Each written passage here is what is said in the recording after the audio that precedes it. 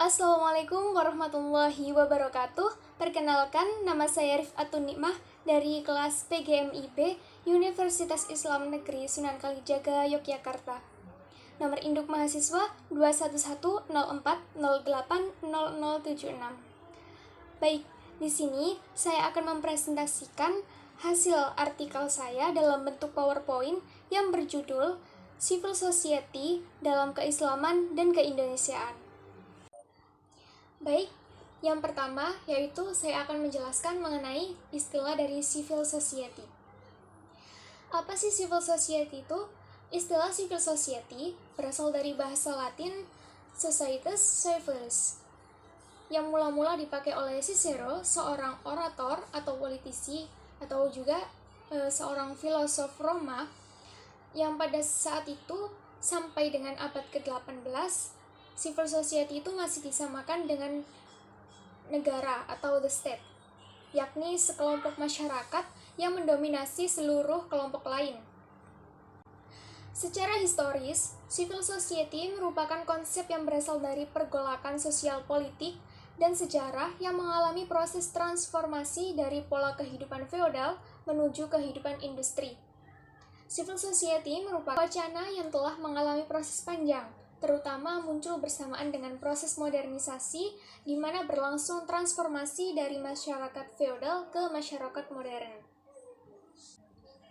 Di Indonesia, konsep civil society umumnya dijelaskan dengan karakteristik-karakteristik tertentu.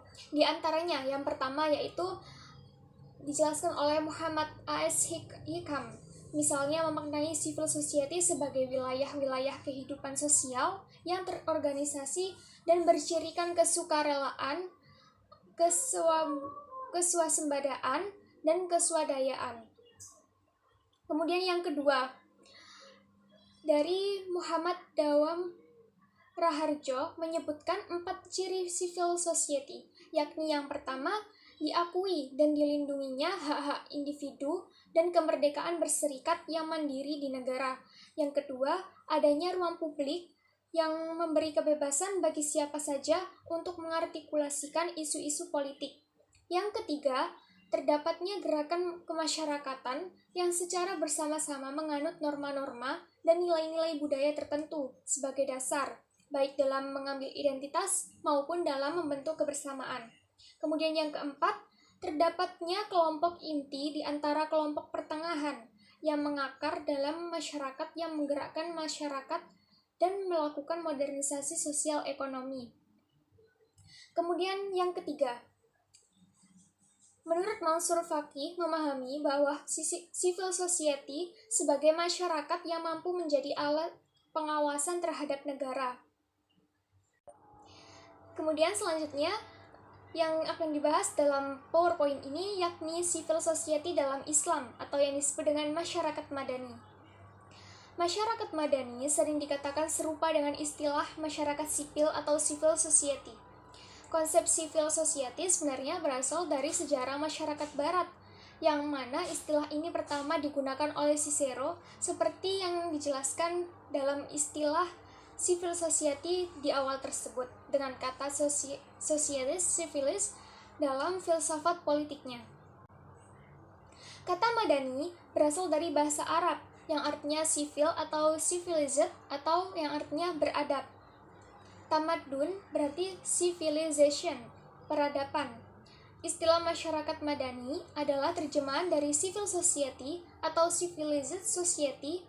Dalam kamus, civil juga bisa berarti civilized.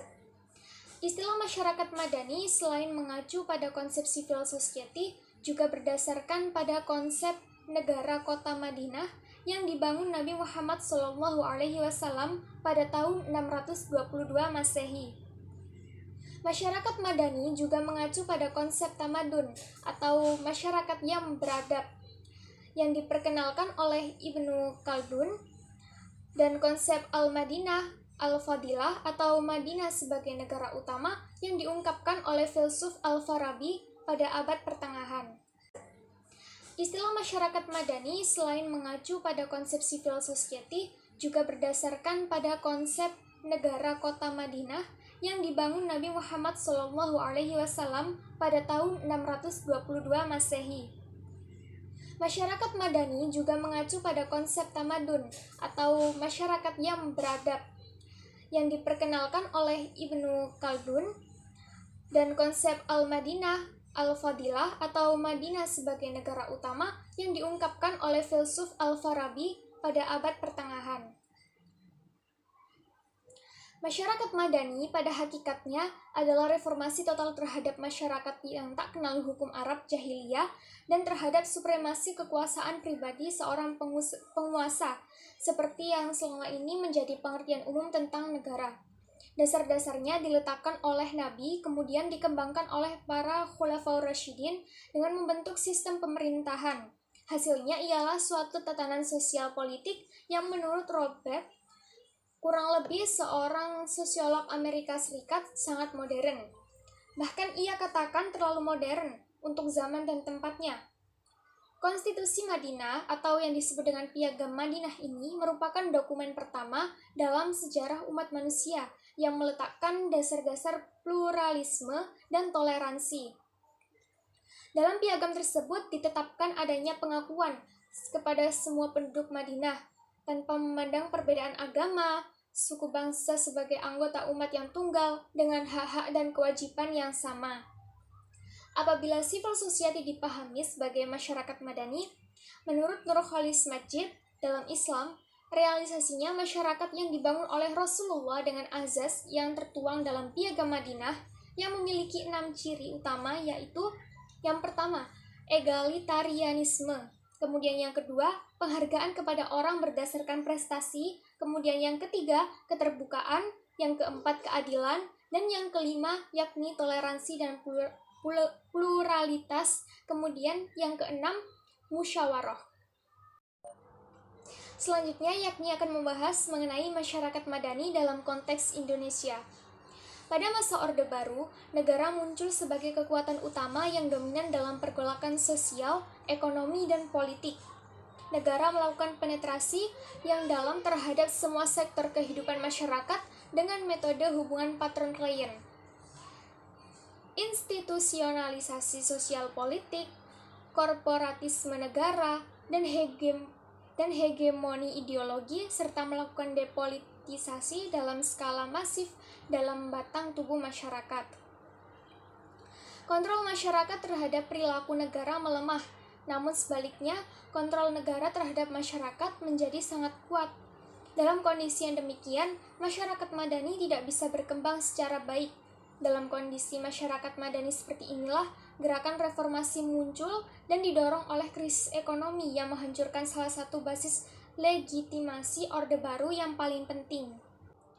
Wacana publik tentang reformasi dan pengembangan budaya politik di Indonesia umumnya bermuara pada gagasan tentang pembentukan masyarakat madani Indonesia. Perbincangan mengenai masyarakat madani senantiasa terkait erat dengan ide besar tentang bagaimana mewujudkan masyarakat Indonesia baru. Dalam mewujudkan masyarakat madani Indonesia, tentu saja tidak bisa secara serta-merta menjiplak langsung model civil society yang berkembang di dunia barat. Hal ini mengingat adanya perbedaan latar belakang kultural, sosial politik, dan ekonomi yang berbeda antara Barat dan Indonesia. Sementara konflik di Indonesia era reformasi dalam batas-batas tertentu masih terus berlangsung. Akan tetapi kali ini pemerintah Orde Reformasi berusaha mewujudkan masyarakat yang menghormati hukum dan didukung dengan sikap pluralis, egaliter, demokrasi, toleran, dan percaya diri. Dengan demikian, dalam perspektif hukum Islam masyarakat madani, yang diinginkan adalah suatu tatanan masyarakat dengan tingkatan peradaban yang lebih baik secara material maupun secara agama. Baik, jadi kesimpulan yang dapat diambil dari materi tersebut yakni dengan adanya pembangunan civil society atau yang disebut dengan masyarakat madani ini, diharapkan lahir kebebasan dan kesetaraan pada setiap manusia sebagai warga negara. Meskipun harus diakui bahwa ada beberapa karakter yang kurang kondusif bagi masyarakat madani dengan ajaran Al-Quran, maka masih tertanam cukup kuat dalam masyarakat kita. Oleh karena itu, apabila proses mengenai tumbuhnya masyarakat madani berjalan dengan lambat, maka hal tersebut terjadi dikarenakan masyarakat yang enggan untuk meninggalkan karakter negatif tersebut. Dengan kata lain, civil society dan masyarakat madani itu bernilai sama dan saling melengkapi. Dan terima kasih, sekian presentasi dari saya. Kurang lebihnya saya mohon maaf yang sebesar-besarnya. Wabillahi taufiq wal hidayah, waridho wal inayah. Wassalamualaikum warahmatullahi wabarakatuh.